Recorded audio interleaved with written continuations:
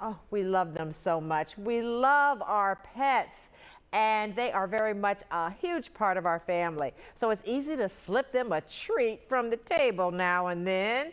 But will this cause bad behavior, or is it just a sweet way to show them you care?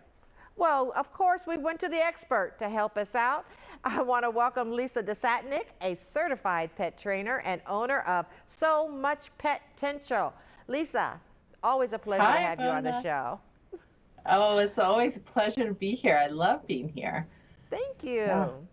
Okay, And so, chocolate chip cookie day. oh, yay, yay. Hey, maybe we can figure out, is that a good thing to slip your dog or not? Okay, but why do you use food in dog training? Right, that's an excellent question, and I get that a lot. Food is terrific, first of all, for a number of things. If it's small and it's packed with flavor, we can get lots of repetitions in of practicing a behavior. And when I talk about small, I mean like pea-sized small. So that allows us to get lots of practice of building the behavior and strengthening it with reinforcement. That's important when it comes to teaching behavior. The other thing is it can also affect if you're working on an emotional response to things. So it can change how your pet feels about certain things. It's definitely a great way to start training off because it can be very effective and you can use it to get lots of repetitions in of that behavior. Okay, well, we've got to ask about this, Lisa, because a lot of people do this. Can using people food as dog treats cause your dog to have bad behavior, like begging or stealing? You know what? I get that all the time. And here's the thing. If your dog is begging or stealing, he's going to do that whether you use food and training or not.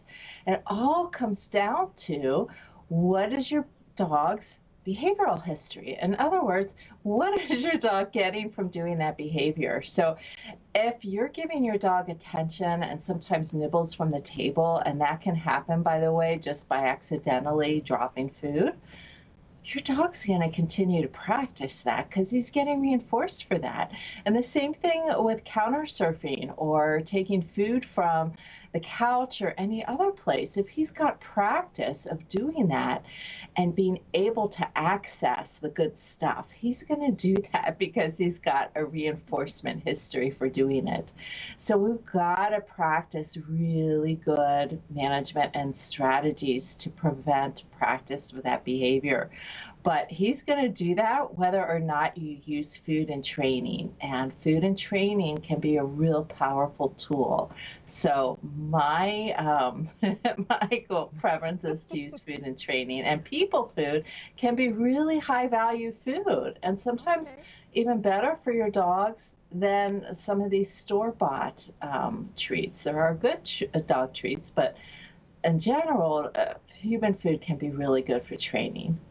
Okay, I got to ask quickly, what about chocolate chip cookies? Yes or no? For me, yay! That's an awesome reinforcer for, for, but not for your dog. Chocolate is not good for your dog. So let's keep those away from your dog. All right, Lisa. And if people want to learn more or have you help them out with their pet, how can they connect with you? Sure. So I've got a website, So Much PETential with an E for pet.com, or So Much PETential on Facebook or Instagram. I'd love to connect. Okay, Lisa, thank you so much for joining us today. Oh, well, thanks for having me. Absolutely.